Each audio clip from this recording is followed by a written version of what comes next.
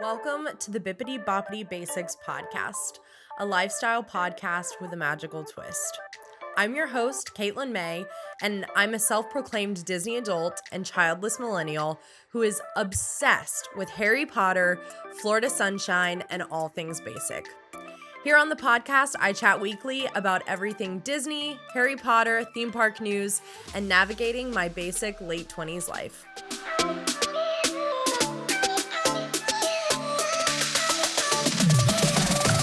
All right, Magical Basics, welcome back to the show. Today's episode, I am so hyped about, and I have been looking forward to this because I'm not gonna lie, did I choose this topic out of selfish reasons because I want to learn about the Disney Vacation Club? Maybe, but either way, this week on the podcast, we have Samantha. I'm so excited for you to chat with her, but first, let me shout out the basic of the week. So if you would like to be highlighted as the basic of the week, be sure you're following us on Instagram or rating and reviewing us anywhere that you listen to podcasts. So this week's basic of the week is the Disney pianist. Thank you so much for supporting our show. So now let's get into the episode. Samantha, I'm so hyped for you to be here. Thank you so much for coming on the show. Thanks for having me. I'm excited to talk to you all about DVC. Me too. Oh my gosh. When I found your Instagram account, I was so hyped because your username is the DVC Millennial. And I am all about trying to get that DVC and live in that DVC life. So I'm very excited to talk to you today about just how our age group can access DVC and maybe plan for that in the near future or just incorporate that in our lives. But first, I want to hear a little bit about you. So tell me who is Samantha? Hi, I'm Samantha. You can call me Sam as well. So, like Katie said, I am the DVC Millennial on Instagram.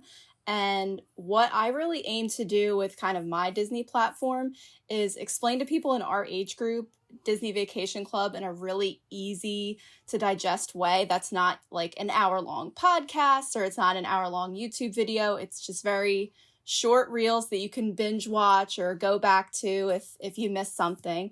So a lot of that includes me dancing in front of my bookcase in my office. But it's opened a lot of doors and I think a lot of great conversations, especially in our age group, around becoming Disney Vacation Club members. I think that's something that is so wonderful about your platform. Because I know like I used to think of DVC as something that was so out of reach and something that like, oh, I could enjoy when I retire or, after I, finish paying all of the things that life throws your way. And then maybe on the off chance that I have like extra money, So when I found your account, I thought it was so fun. Like you said, that you have those bite-sized reels. It's not overwhelming because, how many times have I gone onto the Disney Vacation Club website and tried to like understand everything? So I love how like you just focus on one small thing and you're like, here's what we can talk about today. I just thought that was so refreshing. Thanks. And I knew when I started my account, originally I started it as a travel agent. So I was very focused on kind of the travel agent side of Disney Instagram. But when I switched to DVC, like I knew in my heart of hearts, I was never going to be like the Disney style influencer. I was never going to be the person like giving you travel hacks. So I was like, well, this is a thing I know a lot about and not a lot of people on here are talking about it. So I'll just fill in that gap. Yeah, I mean, it's absolutely genius because I feel like even the other DVC platforms out there are just like, how can you rent points? Like never like owning yourself and never with the spin of like being a millennial and doing that. It's always just geared to like, I feel like multi-generational families, like how you can do it that way. So very excited to chat more about this. One thing that I love to do every episode is just kind of catch up on our week. I like to do that by talking about our highs and lows of the week and we like to call them Sorens and Splashes over here.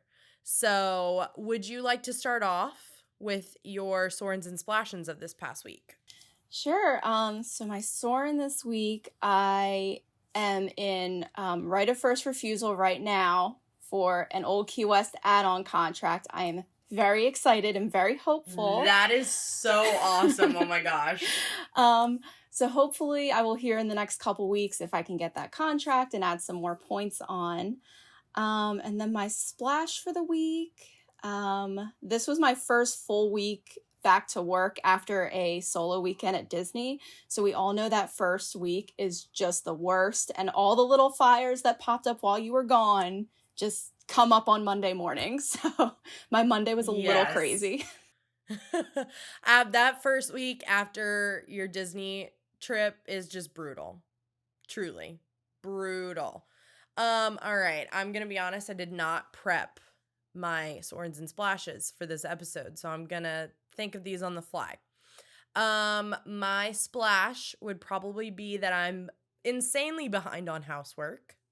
You know, you have those weeks where the laundry is just like, it's like 5 loads, and you're like, cool, I have nothing to wear. So I'm living that life currently, but I would say that my Soren is also what I'm obsessed with this week. So I guess we could lead into that. It would have to be Dreamlight Valley. I've heard so much about that, and everyone's like, you need to get on this, and I just haven't made the time yet. It has consumed my life.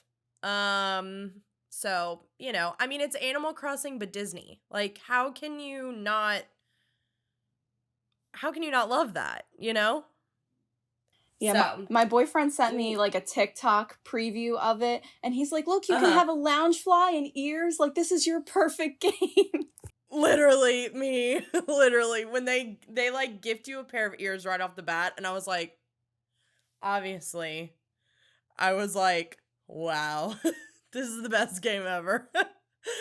So, what would be your pin of the week?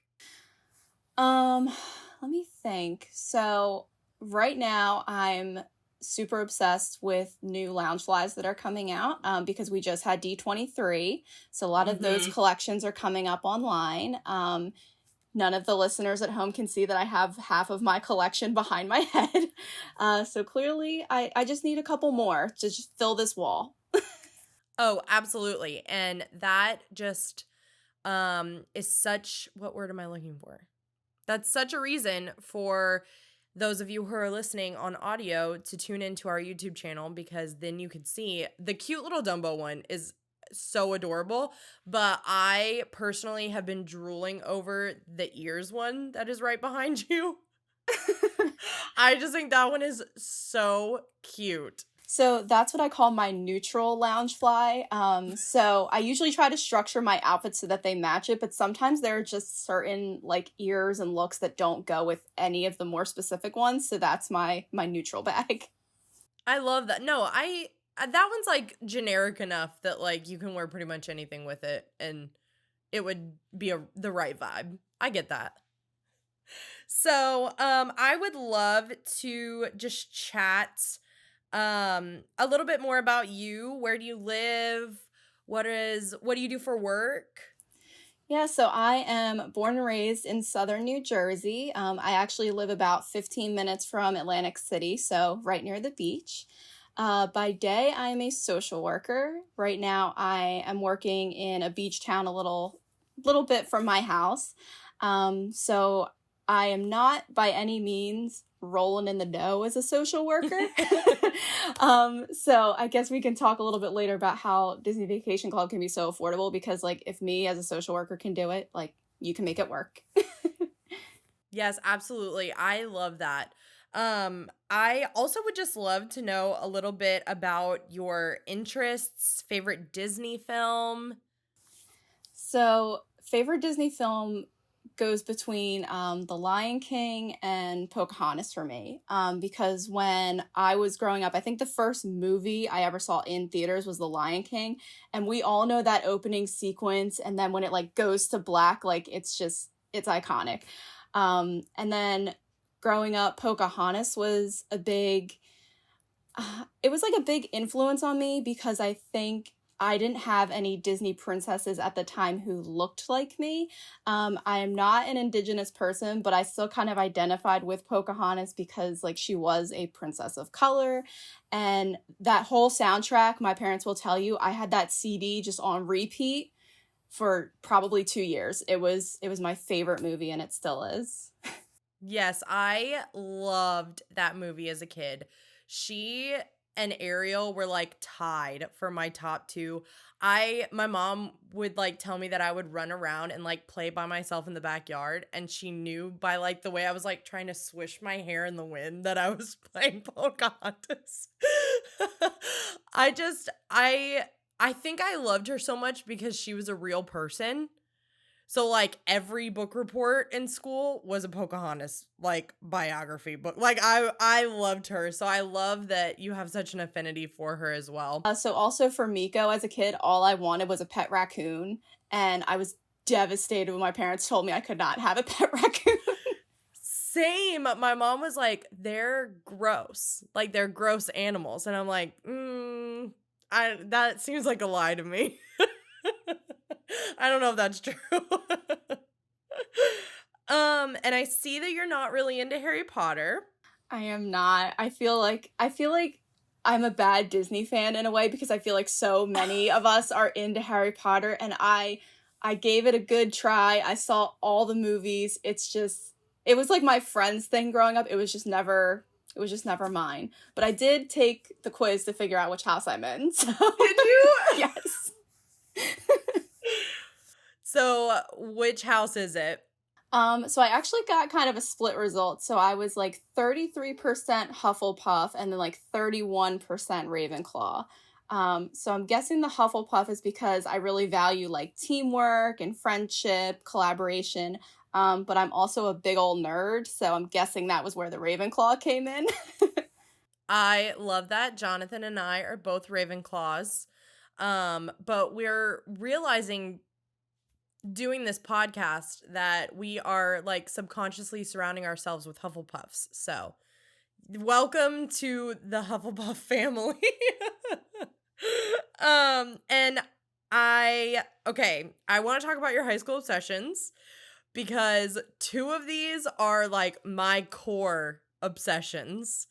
So Taylor Swift and Gossip Girl, I'm obsessed with. Obsessed. Our cats are named Chuck and Blair.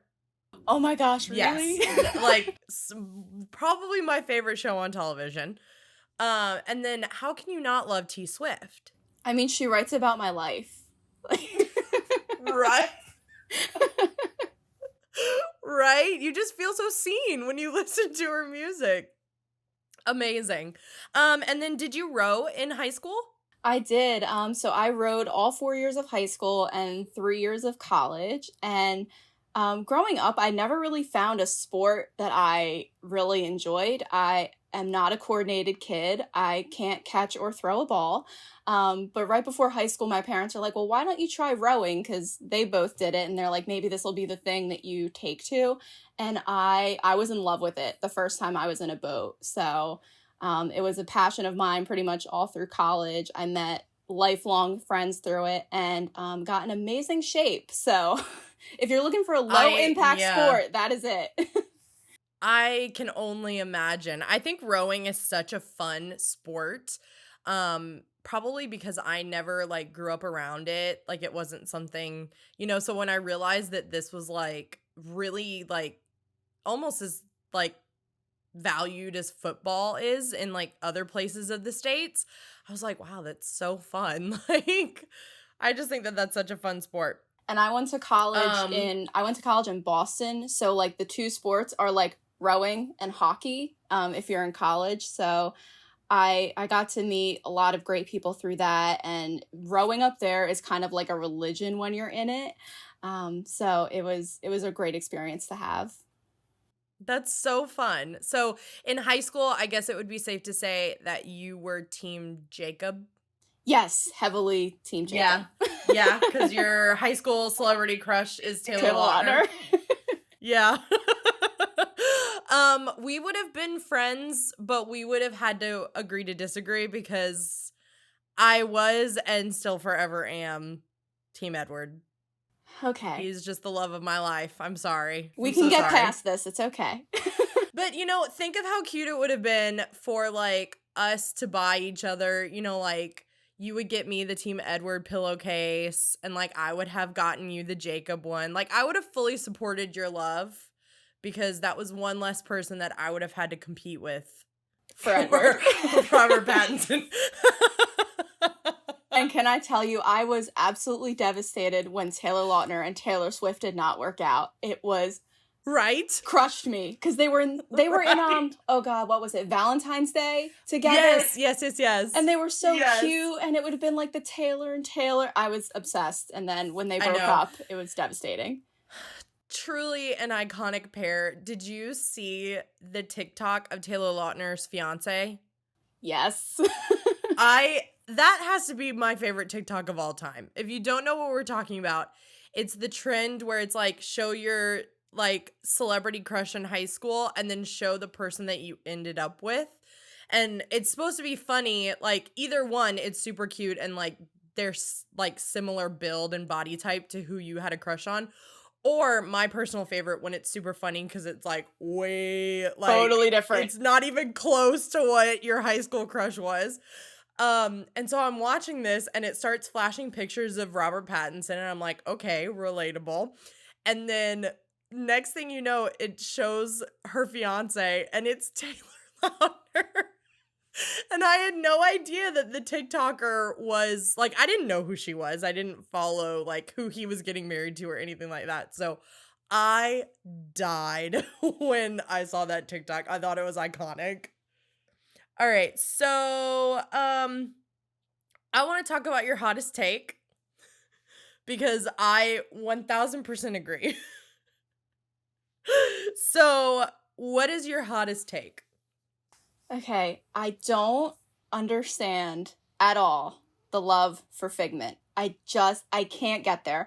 I'm a girl who loves Small World, which is a controversial opinion, but people hate the song by the Sherman Brothers, and like I love them and I love the song that's on Journey into Imagination, but the rest of the ride I just don't get it.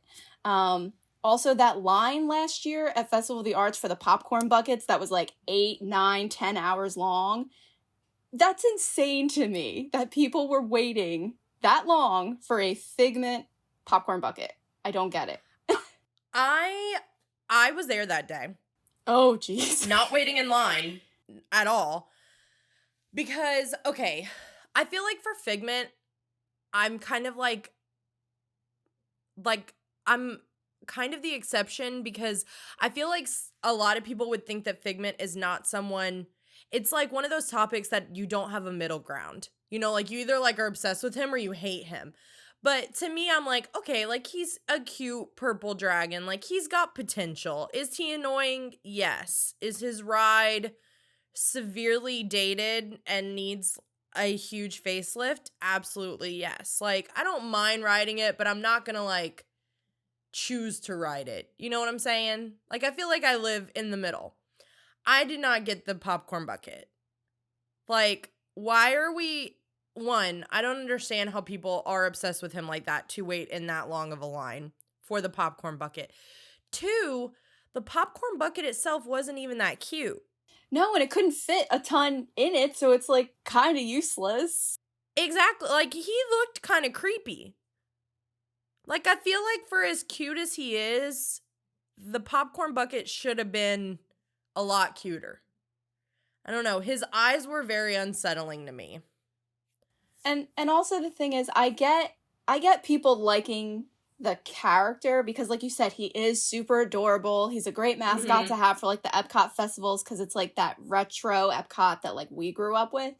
But if everybody loves Figment so much, why is there never a line for that ride? Like it could be Christmas Day at Epcot and you could just walk right on that ride. Like, where's the love for the ride? Facts. How do you feel now that D23 announced that he's going to be a meet and greet?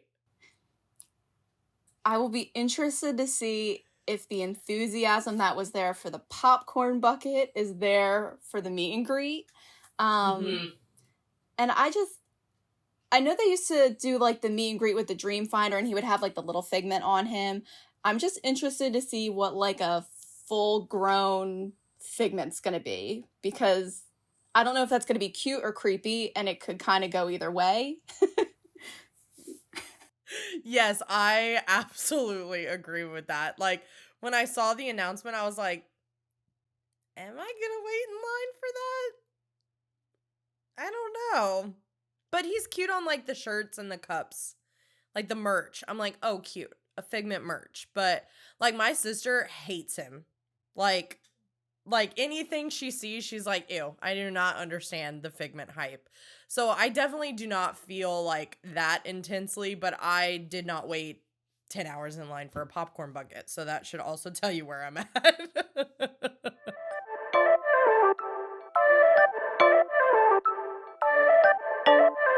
Hello, Magical Basics. Have you been thinking about starting your own podcast, but you don't know where to begin? I completely understand, because when Bibbidi Bobbidi Basics first launched, I felt the exact same way. Honestly, thank goodness that I had Anchor to help me.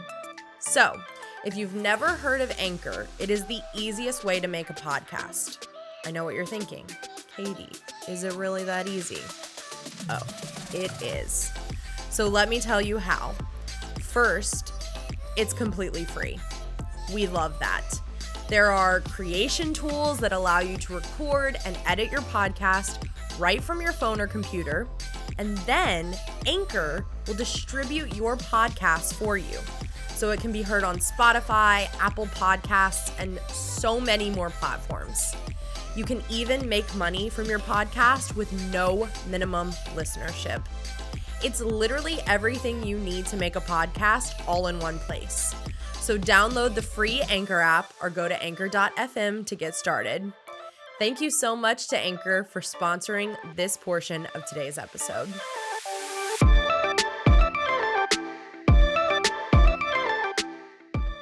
All right, so let's talk about the Disney Vacation Club. I'm super excited to honestly learn everything. Like, part of me was like, should I take notes during all of this? So let's start off with just something basic. What is the Disney Vacation Club?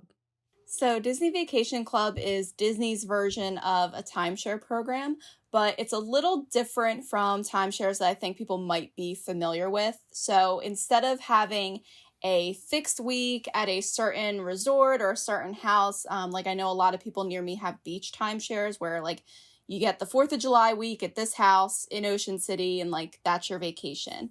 But with Disney Vacation Club, you can stay at any of their resorts at any time of year for as much or as little as you would like. It all depends on how many vacation points you have. So our points are kind of like booking with cash. So every year I have a certain budget of points that I get to spend, and I can use those to book any resort, any room, or any length of stay as long as I'm within that budget. Gotcha. So what are all of the benefits that you get with a DVC membership?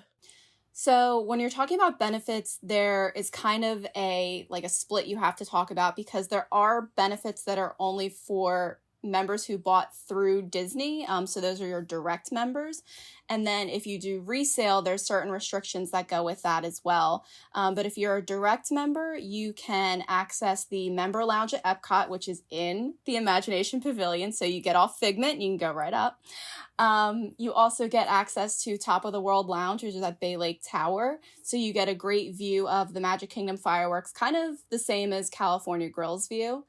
You also get discounts on dining, shopping, and we have access to the annual pass that is usually reserved for Florida residents.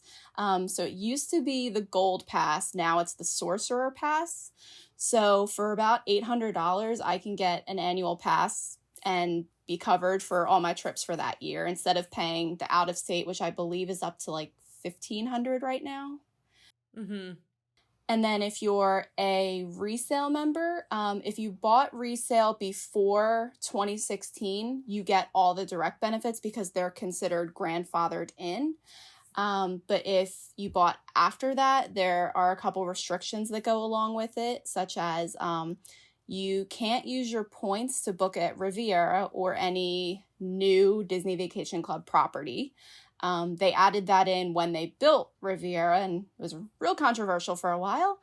And if you buy Riviera resale, you can only book at Riviera. So when you're looking at benefits, perks, restrictions, all that, like it's a lot to weigh, but it's the best way to know that you're making like a good decision as to which way you become a member.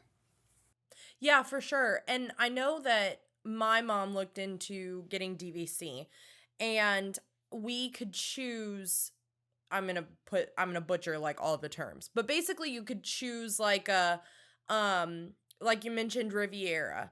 We could choose to have our DVC at the Riviera Resort. So because you said that you're not restricted to whatever property you want to use it on, what would be the draw from choosing like a Riviera DVC as opposed to like an old Key West? Yeah, so what you just talked about is the home resort. So when you become a Disney Vacation Club member, you buy your points at a particular resort. So that is your home resort. And the advantage of your home resort is you can book it 11 months before you plan to check in. Whereas every other resort that you don't own at, you have to wait until 7 months. So if you're a person who you want to stay at Riviera, you want to stay at Grand Floridian, Polynesian, any of like the popular resorts that have maybe a smaller inventory of rooms, you want to be an owner there because it gives you a 4-month advantage on someone who doesn't own there. I personally own at Old Key West because when I bought in, I was just trying to get the most amount of points for the least amount of money, and I don't particularly care where I stay every trip. So you can either buy where you want to stay, which is if you're a person who wants to get into those like hard to book resorts, do that. But if you don't really care or you're not booking before 7 months, buying a resort that's maybe a little lower in cost would be a great idea.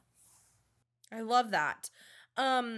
What if you could just say like the Cliff Notes story of like what inspired you to buy into DVC and kind of how you did that in a cost-effective way? I went on 2 different Disney Vacation Club trips actually with a family friend before I bought in. So I kind of got a preview of it without doing the typical preview, which is people usually rent points to see if they like it. So both trips, we stayed in a 2-bedroom at Saratoga. I believe this was back in like 2015 and 2017 were those 2 trips. So while we were on those trips, I was asking this family friend, like, so how much did this cost you? And how often do you get to come? And do you always stay in this room at this resort, or can you kind of move around? And she was really great at answering my questions because she's been a member since 96. So she's kind of like in the OG camp of Disney Vacation Club members. And I remember getting home from both trips and thinking like, oh, I would love to do that someday. Like I would love to buy into Disney Vacation Club because I knew I wanted to go to Disney every year because I grew up as a Disney kid. We always went to Disney. But I knew I wasn't going to really be able to make it happen till I was done school.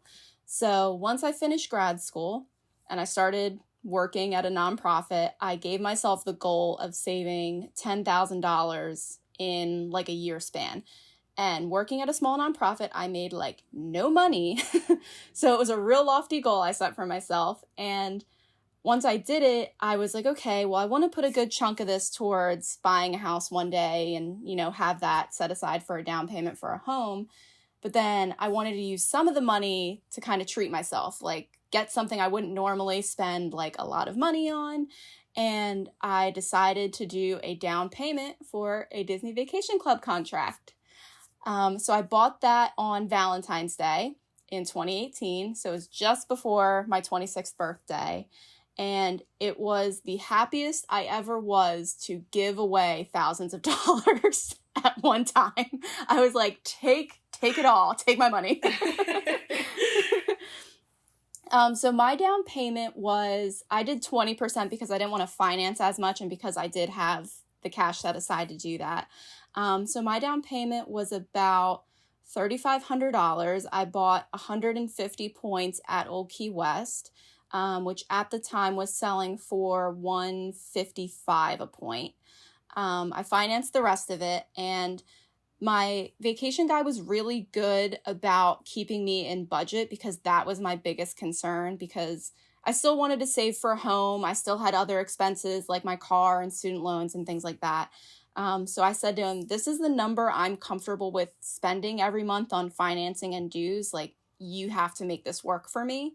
And he was really great at picking a resort that fit in my budget, but still gave me like a long contract life, picking dues that weren't going to be really high. So I'm still able to pay all my bills and save for a home and go to Disney as much as I want, basically, and keep DVC affordable. Yeah, I love that.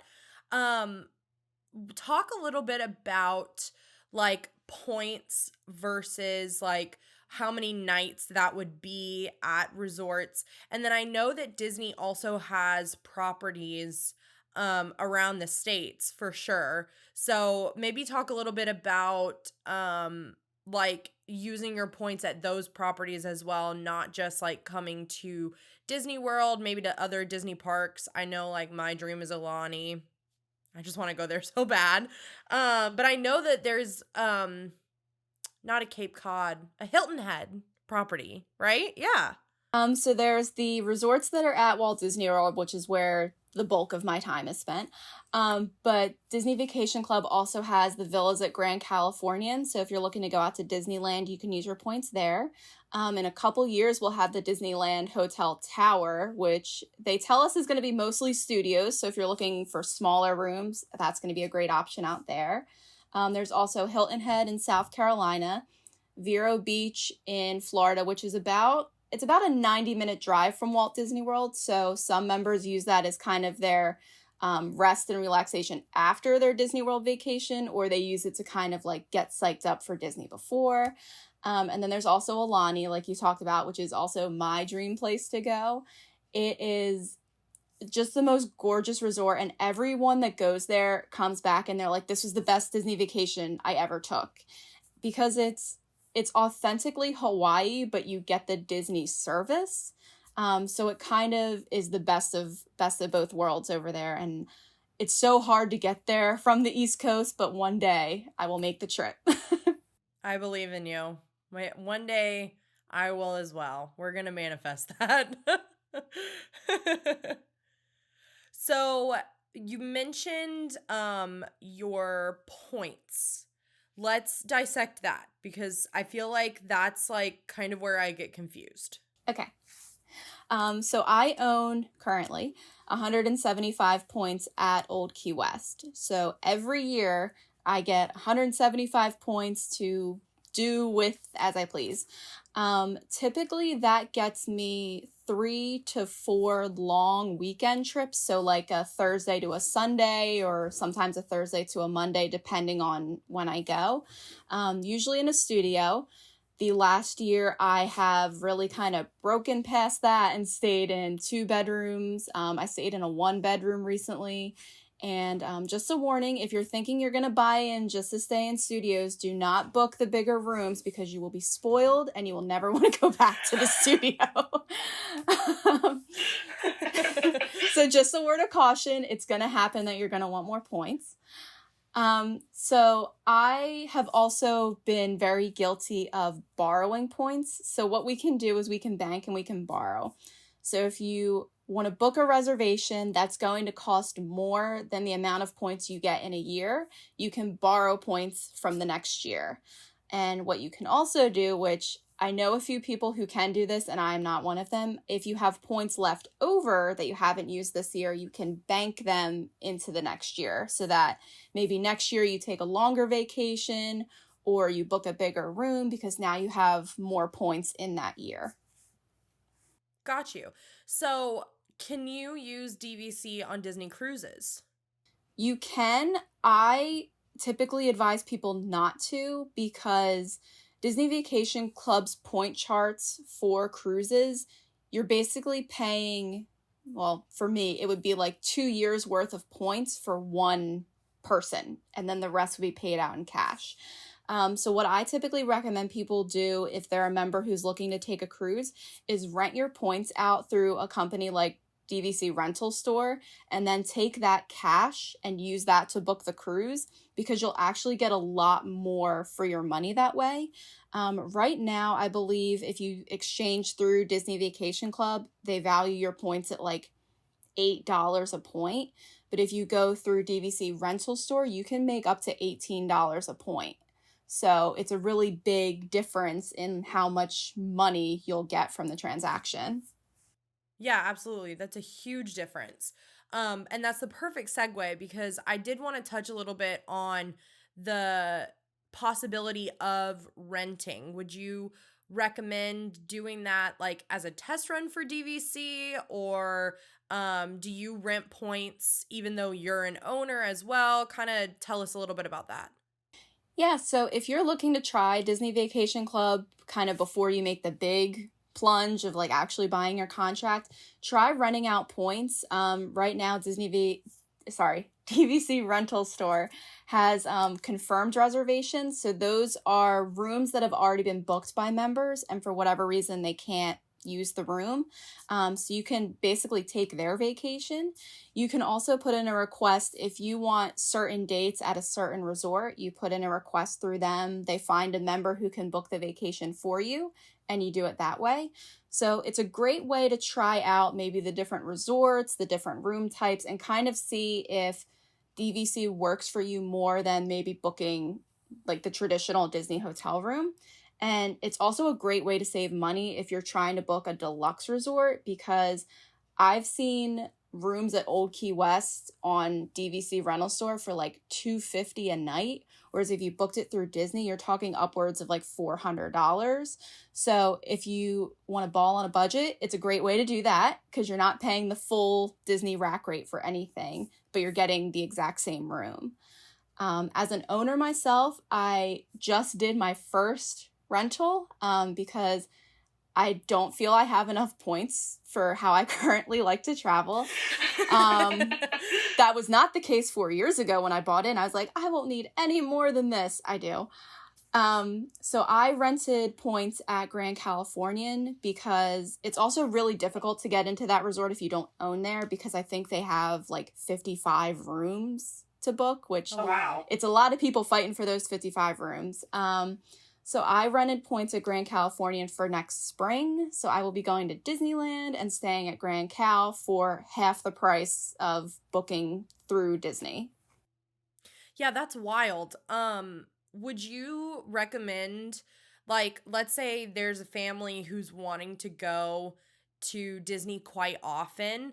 They're not ready to like fully buy into DVC. Would you say like yeah, just still rent DVC anyway instead of like booking kind of traditionally like a Disney vacation? Definitely, especially if it's a family with multiple kids or a family who wants a little bit more space than maybe you get in a typical Disney room, because like I was saying, you can book rooms like Old Key West or Saratoga or even Polynesian for the same price you would pay for like a moderate resort where you would just be getting like that standard hotel room. And with the DVC villas, you can get a kitchenette in the studios, which gives you like a microwave, a coffee maker, and a fridge, or you can have a full kitchen. So if you're a family who maybe you don't want to eat out for every single meal, or you just need the space, like you have it with those rooms. Yeah, I don't know why I never thought about doing that before, but that just like blew my mind. What are some of the companies that you would say are the most trustworthy to rent through? Definitely DVC Rental Store is the one that I always tell people to look with first. They have basically a contract that you sign as the person renting the points and the member signs as the person renting the points to you. So they act as that like intermediary party. So if anything goes wrong on either side, like they're there to intervene and really provide like the customer service backup that you would want. A lot of them are former Disney cast members, so they understand the level of service that people expect when they're booking a Disney vacation. And they're also super knowledgeable about which resorts might be best for your family or your group. So they're really great to rent through. And I did my Grand Cal reservation with them. I put in my request on a Wednesday, and by Wednesday afternoon, I had my confirm reservation, my deposit link, like everything was done. They are super efficient with it. Wow, that's so impressive as opposed to like waiting on hold with Disney all the time. And then I guess one last follow-up question on this. This just like sent me down a huge rabbit hole. But I think that people would be as interested as I am to learn this because these are things that I haven't ever thought of before. Are you able to like rent, like I know a lot of people go through travel agents, and before we started recording you mentioned that you started your page as a travel agent first. Are you able to go through an agent to get them to like rent DVC for you or book DVC, things like that, or are those two completely separate services? So those are two completely separate worlds in terms of booking a Disney vacation. So I don't know of any travel agency that does the DVC rental side of it, only because they get their commission from Disney for renting out or for purchasing the room for you. Like that's how they make the bulk of their income. So right now there isn't a rental company that kind of does that type of service. But even as a DVC member, I use a travel agent. So I don't need someone to book the room for me. But sometimes I don't want to wake up at 6 a.m. 60 days out and do all my reservations. Sometimes I want an extra set of hands to help out, because when you're trying to book things like Topolino's breakfast and Savi's workshop at the same time, like it's just not possible for one person to do. So I've actually built a really great relationship and a friendship with a travel agent. Her name is Sarah, and she has booked my dining and my enchanted extras for my last 3 vacations. And if you're a DVC member or you're someone who's trying to rent points, and you have a travel agent or an agency in mind, just reach out and ask if they do any services for DVC members. Like I know Sarah does kind of a flat fee depending on how long my trip is and like what I need to book. So they might not make their income from the commission from Disney, but they can make it in other ways. So definitely just ask if they have something like that, because there's still willing and able to help you with the non-resort part. So yeah.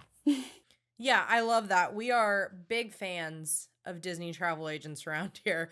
We have interviewed a couple several times because I just think that that's such an underutilized tool that literally everyone can benefit because it's free and you don't have to do the work. It's like, oh, it's all around win-win for me. So when I asked on Instagram, what is your question about the DVC? Anything and everything. I would probably say that 80% of the questions I got was this one question. Do the perks match the extremely expensive cost? Okay, so this is a question I get, I'd say like 50% of the time. I'd say like the overall cost question is like the big one, because people want to know like how much money did you spend on this and how much does this cost you every month? Okay, so I'm going to come at this in 2 ways. I'm going to come at this in a pre-2020 lens and then a post C word that we don't want to talk about anymore. I'm over it. A post 2020 world. So before 2020, I would have told anybody who asked, should I buy DVC? I would have told them to buy direct, because I felt at the time that the direct perks, like the discounts on dining and shopping, the access to the member lounges, the annual pass discount, I would have said that those were 100% worth the extra cost of going through Disney.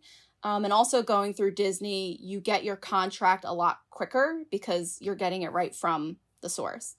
Now, living in a post-2020 world, I tell most people to really consider resale. Like, really consider it if you're thinking of becoming a member, because the savings versus Disney are huge. Like right now, the contract that I bid on for Old Key West, I put in $137 a point as my offer and it was accepted. If I tried to buy the exact same points through Disney right now, it would cost me over $200 a point. So the savings right there is gigantic, and it might... Yeah, oh my gosh. And it might make up for maybe the other discounts you're not getting. Like maybe with that extra money, now you can buy the out-of-state annual pass, or, you know, you can buy more merch without really needing the discount. Also, a lot of the discounts that we get as DVC members are available to people who are annual pass holders. So we're getting the same discount on shopping, the same discount on dining. Occasionally, they will bump up the annual pass discount on merch. I think right now it's like 30%. So sometimes those perks are better than the ones that DVC members get. And in terms of access to the lounges, so the Epcot lounge in the Imagination Pavilion, it's really cool because you're like inside the glass pyramid. You have great views of the park. But if I were buying in now, that wouldn't be like my be all end all to purchase direct. Just because it's, like I said, it's a cool spot. It's a nice place to get AC or, you know, hide from the rain when it inevitably comes at 3:00. But it's basically just a big living room. It has some freestyle machines, so you can get soda. It has some like bagged snacks like chips and pretzels and stuff, but it wouldn't be worth the extra thousands of dollars to me. And also the Top of the World Lounge at Bay Lake Tower is really neat because it has like a full service bar, and the appetizers that you get there are great. I just went there last week on my solo trip. And the views of the fireworks are also really good. But you can get like the same kind of experience going to California Grill. Like they have amazing food over there. They have a bar over there. You can see the fireworks basically from the same angle. So don't let the direct perks kind of be your hang up. If you just want to become a Disney Vacation Club member and you don't really care how it happens, definitely look at resale. If you're someone who's trying to save some money on the contract, definitely consider going through resale. But if you're a person who you need those direct perks, and I understand that these people are out there, buy the minimum number of points you can through Disney to get those perks, which right now it's 150 points. And then whatever else you need, buy resale, because you'll be getting the number of points you need for less money than if you bought them all through Disney. Now, are there certain websites and companies that you go through resale, or are you needing to find like that one gem of a person who is DVC and is trying to get out? You know what I'm saying? So you can find lots of gems of those members if you go on DVC Resale Market. So they are kind of the biggest one in the industry right now. They have a lot of former cast members who used to work for the sales team at DVC. So they really understand the product. They can answer your questions. They will answer your questions very honestly, which I think is something that you might not get 100% through Disney, because ultimately they're trying to sell you a contract. But the people at DVC Resale Market, they'll answer your questions about like which home resort should I pick and which ones are going to be hard for me to book at 7 months and how many points do I really need. Like they're really great at kind of guiding you to the perfect contract for you. And then getting a contract through them is just as easy as doing it through Disney. Like all of my deposit documents have been sent over email. Their communication is super quick if you have any kind of question. When hopefully I pass right of first refusal, everything from my financing to the closing documents is all taken care of through them. So they make the process as seamless and as easy as humanly possible. And right now, I think they have like over 500 contracts on their website. So you can basically find whatever you're looking for on there. Yeah, not me being like, I'm going to get on there right after this. Because I think people, like, I always knew what DVC was, but never to a certain capacity. Like, I would know exactly what I would want or need. And so I think a lot of people are like me. It's very easy to walk up to the DVC stands in the parks and just, like, not get played for a fool, but kind of, like, just, you know, because it's very easy to, like, go straight through them, sign up, instead of, like, thinking, okay, like, I could go through a second party like this, and it still is legitimate and a quick process and pretty much the same exact thing that you would get through Disney, you know? And I mean, so the cast members from Disney Vacation Club, they are all amazing people. I've done tours with them, and they are all like super helpful, super informative. But like you were saying, like a lot of people when they're first buying in, they don't know the resale market even is an option or it even exists. And when I was purchasing, I wish I knew a little bit more about that, because I probably would have done the buy the minimum through Disney and buy the rest through resale and save myself a bit.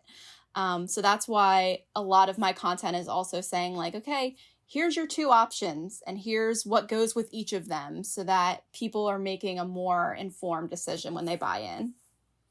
Yeah, I think that is like going to be one of the best pieces of advice from this episode is buy if you want those perks, because as much as I hate to admit it, I might be one of those people that are like, I want to go through direct. I want to go direct. I know you get a tiny bag of Cheez-Its and you look out at Epcot when you can actually be in Epcot. But like part of me is like, I want that lounge. I don't know why. I just see it and I need to experience that. But I think that's such a good advice is that, okay, so just buy bare minimum, get the credit of like you are a direct DVC member. And then if you want to have like, you know, however many points to go for as much days throughout the year as you want, get that through resale. I think that's genius. Yeah. And I will say it is okay to be one of those people who wants the perks, because even though the Epcot lounge is basically like I just described, a living room with some freestyle machines, like you do feel a little special being in there. You do feel a little bougie, especially as a millennial. When I went up to the member lounge last weekend, I think I was the youngest person there who wasn't someone's child.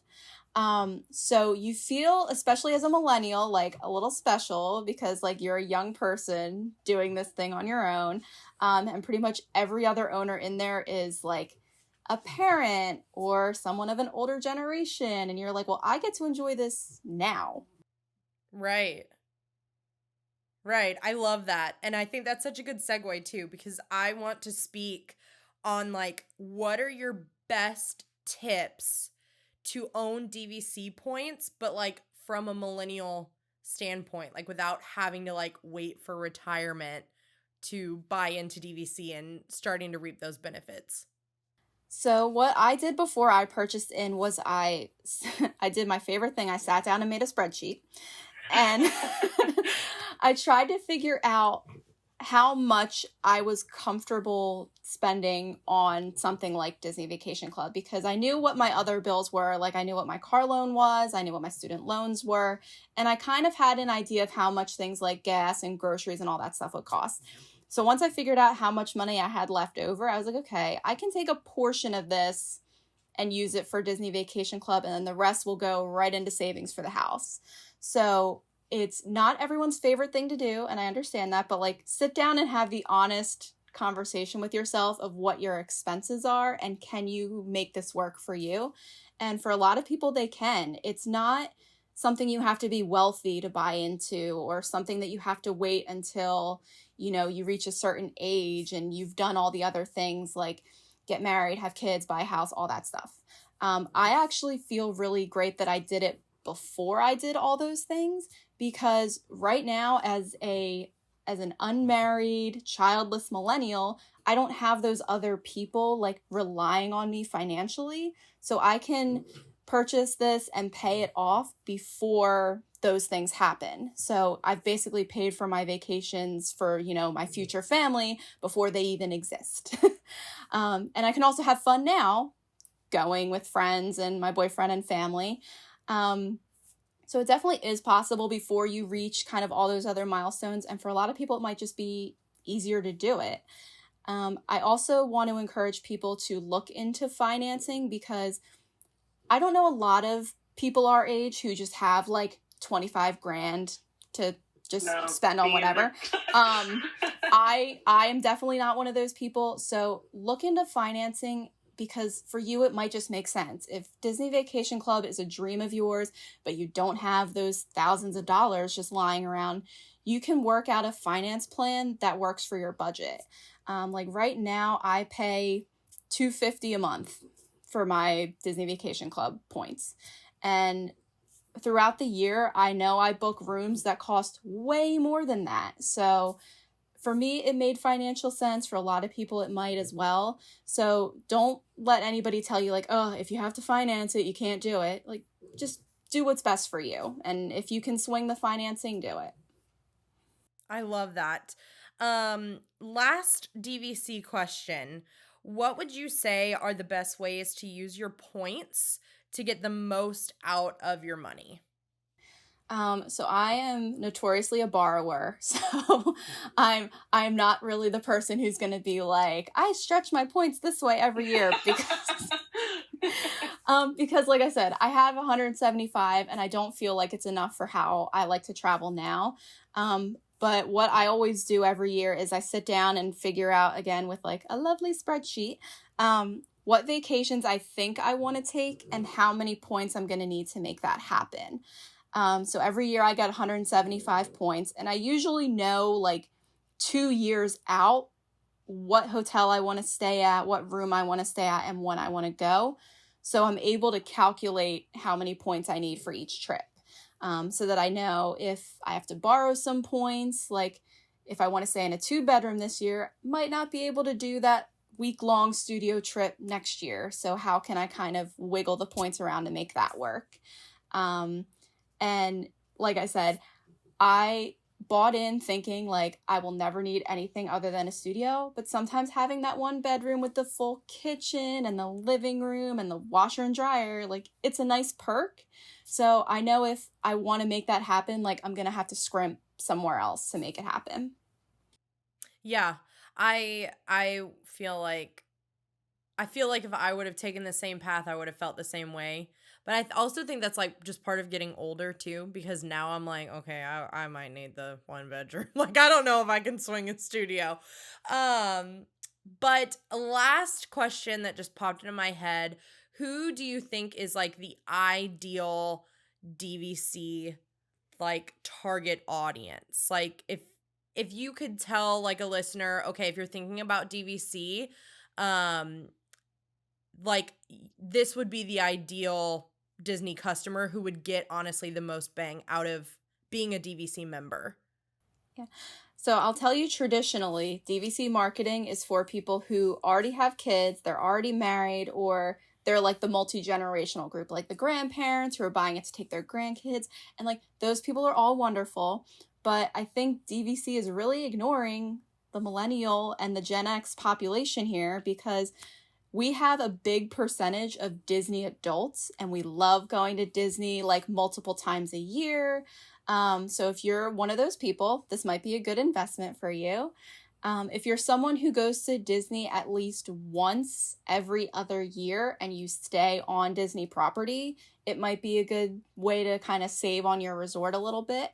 But if you're a person who likes to stay in like the value resorts most of the time, you might not see the savings. So if you're like a moderate and above, really think about it.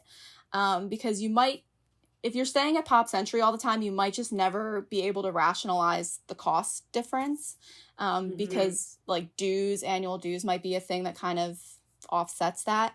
But if you're like a moderate and above, you go once every other year and you just love Disney and you want to go there for the rest of your life or till you retire or whatever, really look into it because you might be saving a lot more money doing it this way than booking individual trips. Yeah, I think I could talk about this for like many more hours because I feel like every new thing that you say just like gives me so many more questions that I want to talk about. But for sake of time, I'm gonna wrap it up here. But I would love to do like maybe like us collaborate on like just like maybe like a little like free guide to like, okay, here's like the first things you need to do if you're thinking about DVC or something like that, just to kind of get people started. I think especially people our age would benefit from like you said, your content, those bite-sized little tips, just to kind of make it not so like overwhelming. Cause I feel like that's like the one word that people associate with the DVC is just like overwhelm. So to round it all out, I would love to know what you are currently watching and reading. So right now I'm doing my annual fall rewatch of Gilmore Girls. I'm on season 4. You and almost every single other millennial, especially girl. Yes. Also super into true crime, so like Disney and true crime are my fun things. I love my favorite podcasts right now are True Crime Obsessed and Obsessed with Disappeared because they're true crime but they're also comedy, so they kind of like poke fun at documentaries, which like they're on very serious subjects, but like sometimes you just have to laugh about things. So if you're into true crime, definitely check those out. Right now I've made the promise to myself that I'm going to get back into reading because I used to be like a big book nerd. Like I could go through like 2 books a week. Just recently haven't had a ton of time, but I do want to read Where the Crawdads Sing because I missed that whole train when it was like popular before. Now that it's a movie, I feel like I have to read it before I see the movie. I am also probably going to start my reread of there's 2 books that I'm in love with. So one is The Language of Flowers, and it's about a girl who grew up in the foster care system and she like goes to work for a florist. It's a really beautiful read. And then I also really love to read The Help because it's just like sassy and funny and you can kind of just breeze through it. I love that. One, definitely read Where the Crawdads Sing. I was like obsessed with it when like the first wave that you're talking about, and I watched the film and I was like, oh my gosh, it makes me want to read the book all over again. And it was one of those rare moments where the film actually like does justice to the book. I feel like that's very few and far between, you know? And then I love true crime. So I definitely need to check out those because I think the true crime comedy element is a really fun twist to that. But okay, so we are Bibbidi Bobbidi Basics. You've already admitted to your annual rewatch of Gilmore Girls. I feel like that's pretty basic. But we celebrate basic here. So is there any other time where you remember thinking like, okay, this has to be the most basic thing I've ever done? Basically every Disney trip right now because as I've gotten into mini ears and lounge flies and lots of small shops, you can all just take my money. So every trip I have a spreadsheet that plans out everything we're doing, like dining, park reservations, all that good stuff. There is a separate sheet for outfits because I need to plan my looks for every day.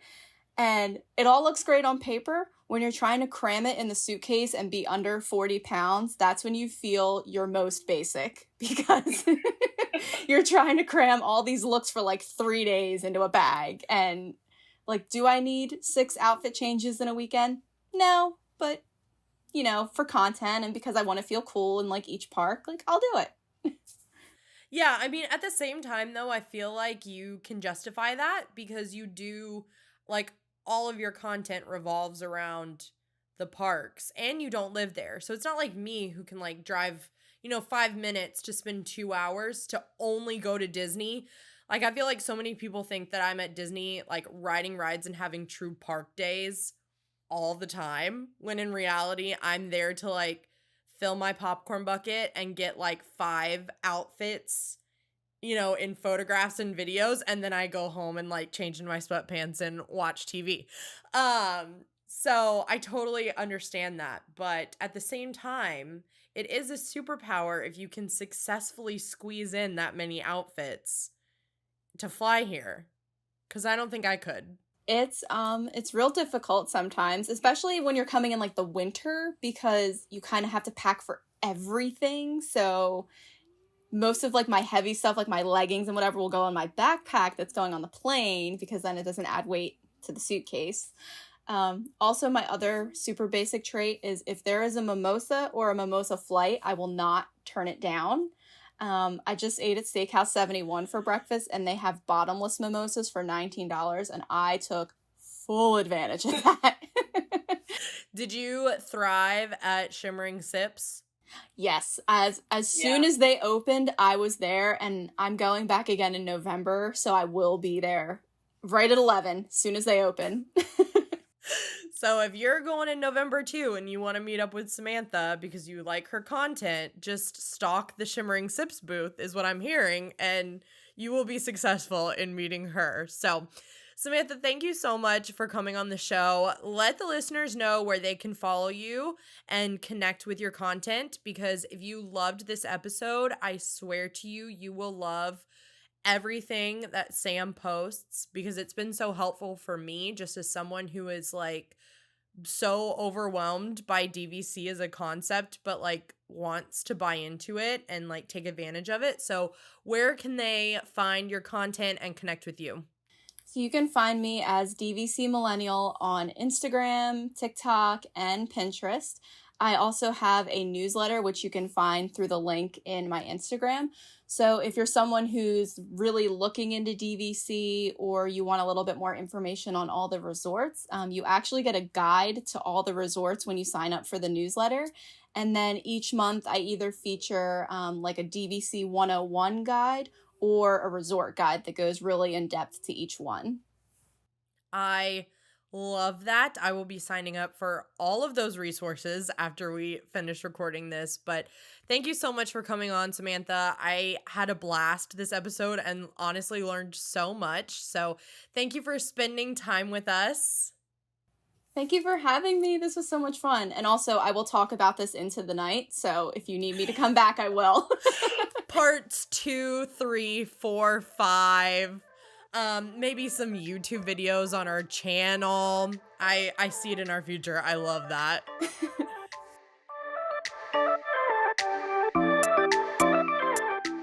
Well, that's it for today's episode, Magical Basics. I hope you enjoyed it.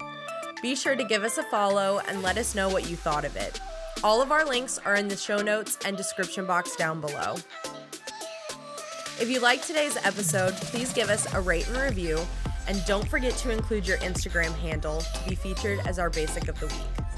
If you're watching on YouTube, hit that subscribe button and ring the notification bell. We upload new episodes on Wednesdays and other videos on More Magic Mondays. Thank you so much for tuning in, and we'll see you next time. So until then, Basics, stay magical.